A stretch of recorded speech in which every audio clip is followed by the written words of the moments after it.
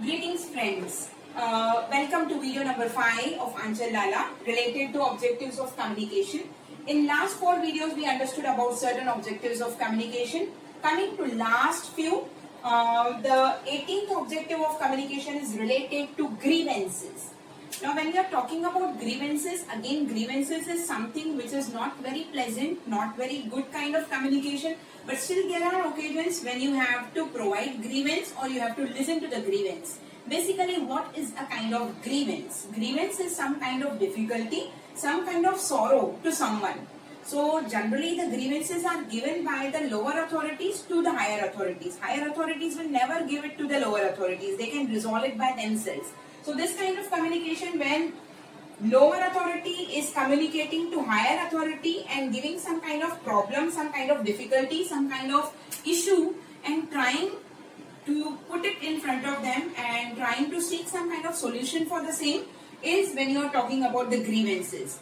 Grievance is generally resolved by the higher authority in an individual way, or it can be also done by forming a kind of committee where there are some senior members of every company where they will just try to resolve the grievance or the sorrow or the difficulty of their juniors. And then comes the 19th objective, that is related to decision making.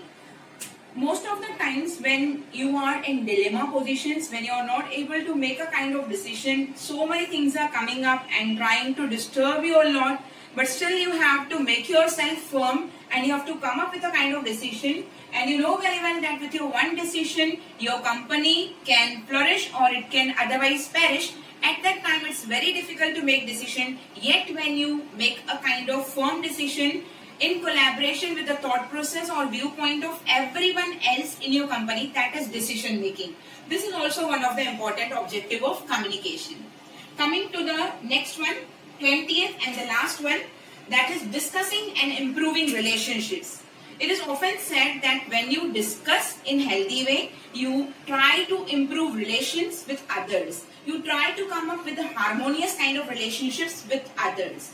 Discussions should be always a kind of give and take. It has to be in a kind of mutual understanding. The discussions should be healthy. They should never come up in the form of heated arguments or quarrels.